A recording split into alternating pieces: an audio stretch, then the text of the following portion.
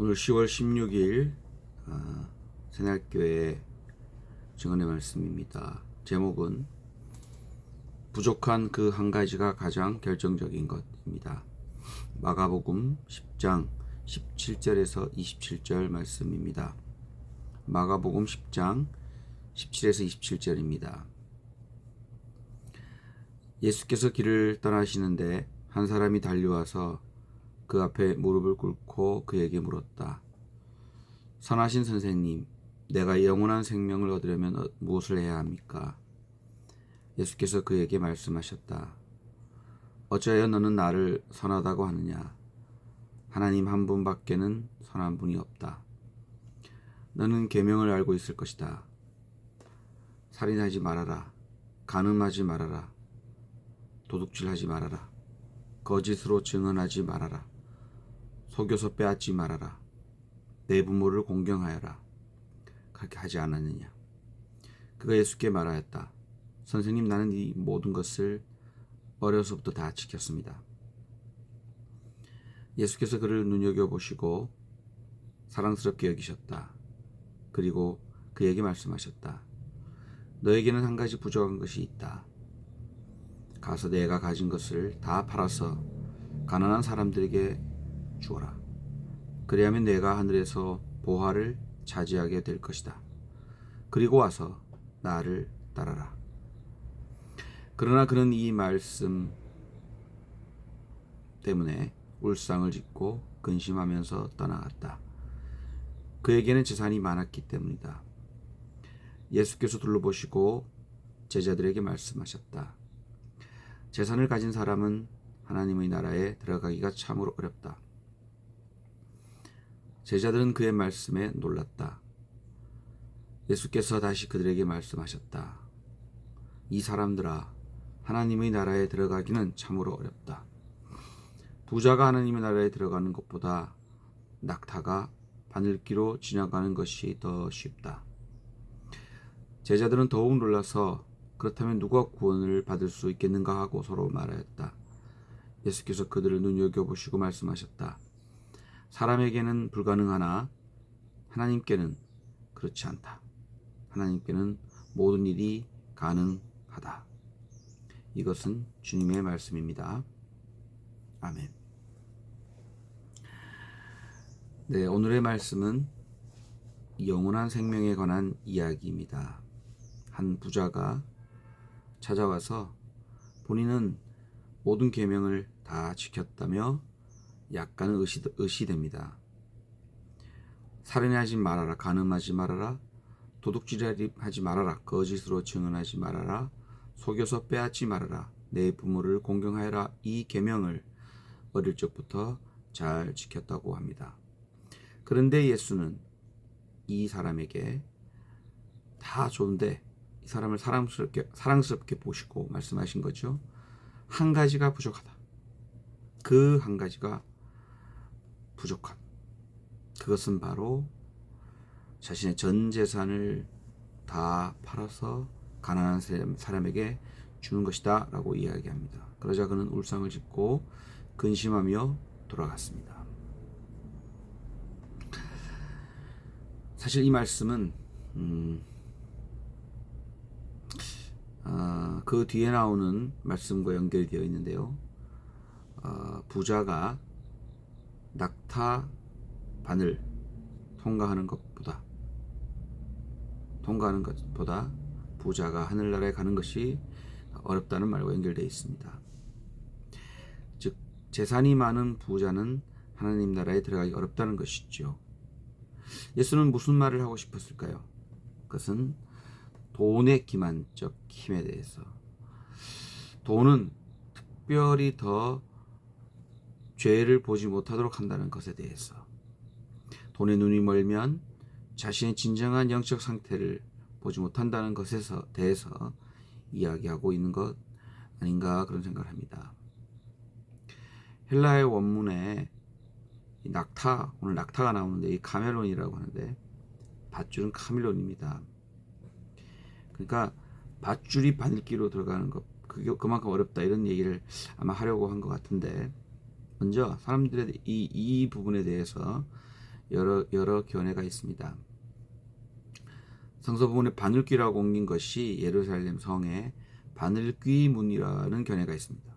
이 견해에 의하면 예루살렘 성에는 크고 작은 두 개의 문이 있는데 그 중에 작은 문이 주로 밤에 사용하는 문인데 여기는 허리를 숙이고 겨우 사람 하나 지나갈 수 있는 그런 문이라는 것입니다.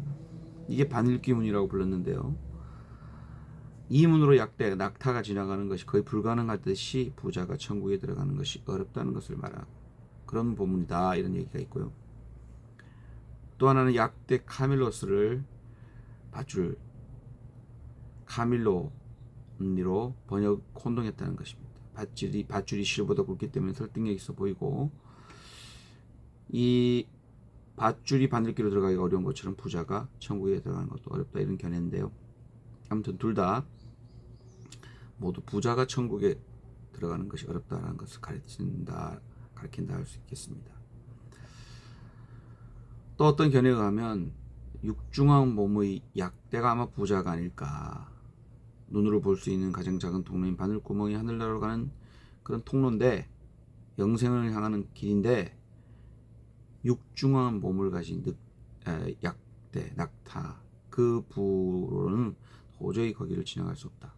즉 교만과 자기 만족으로 살찌운 그런 사람은 하늘나라에 들어가기가 어렵다라는 것으로 얘기하고 있다. 이렇게 얘기할 수 있겠습니다. 오늘 마가복음에는 이 부자가 청년이다 노인이다 이런 얘기는 없는데 공관복음 마태복음에는 이 부분을 부자 청년이라고 이야기합니다. 즉 청년인데 부자인 거죠. 부와 명예를 넉넉히 누리고 있는 사람입니다. 또는 부모로부터 물려받은 재산이 많은 그런 사람, 유복했던 사람입니다. 이 사람은 아마 어쩌면은 나 정도면 충분하지 않을까? 그래서 아마 예수께 나와서 우쭐대고 인정받고 싶어 했는지 모르겠습니다. 나 정도면 충분히 영원한 생명을 얻을 수 있지 않을까? 그런 마음인 거죠. 그러나 이 청년은 근심하며 돌아갔습니다. 저는 이 사람이 나중에 어떻게 했을까? 이런 거 궁금하더라고요. 자신의 재산을 팔아서 영원한 생명을 얻는 길을 택했을까? 아니면 역시 안 되는구나. 그냥 가지고 있는 거나 누리자라고 했을까? 저는 아마 팔아서 나눠줬지 않을까? 그런 생각을 하게 됩니다. 저는 주민운동을 하면서 지역사회 조직을 했던 사울 데이비드 알린스키를 에 대해서 많이 그의 사상과 철학과 방법을 많이 읽곤 했습니다. 그 중에 지역사회 조직가가 되는데 사람이 다 장점과 단점이 있잖아요. 부족한 것이 좀 있을 수 있습니다. 그런데 알린스키는 많은 부분에 부족함이 있을 수 있다. 그래도 지역사회 조직가로 할 수 있다. 그러나 단 한 가지 이것이 없으면 절대 할 수 없다 얘기합니다. 그것은 바로 소통하는 능력이었습니다. 말을 정확하게 듣고 말을 정확히 옮기는 그 능력이죠. 만약 그것이 없다면 그는 할 수 없다. 그 자리에 있을 수 없다. 왜냐하면 들어도 다른 얘기를 듣고 다르게 전달하니까 그 자리에 없는 것이랑 마찬가지인 거죠. 오히려 더 방해가 된다는 것이죠. 이처럼 우리에게는 모든 것보다 되게 중요한 것이 있습니다. 그리고 우리가 모든 것을 다 지키거나 했다고 해도 교만하지 않아야 될 부분이 하나 있습니다. 저는 그것이 오늘 성서에는 재물이라고 적시하고 있는 것 같습니다. 무료, 이미 가지고 있는 기득권, 자신이 가졌다고 우쭐대는 것, 내가 안다고 생각하는 어떤 것들, 이런 것들을 다 내려놓아야만 된다. 오늘 성서 말씀은 다 팔아서 가난한 사람 나눠줘야 돼. 다 내려놓아야 된다는 거예요. 무소유의 상태가 돼야 돼. 기득권 내려놔야 된다는 거죠. 무력을 버려야 된다는 겁니다. 이 말씀은 우리 모두에게 주는 말씀인 것 같습니다. 부자에게만 하는 말씀은 아닌 것 같습니다. 내게 있는 것을, 내가 가지고 있다고 우쭐대고 싶은 것을 내려놓을 때, 그것을 버릴 때만 우리는 영원한 생명, 영생을 얻을 수 있다는 말씀으로 우리가 이해할 수 있겠습니다. 근데 오늘 제가 한 가지 이렇게 읽으면서 유심히 보이는 것은 부자가 하늘나라 가는 것이 어렵다고 그러지 못 간다, 안 된다, 네버 절대 안 된다 이런 말 안 하는 것 같아요. 어렵다는 거죠. 쉽지 않다는 겁니다.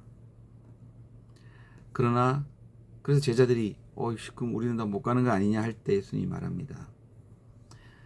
하느님의 능력으로서는 할 수 있다.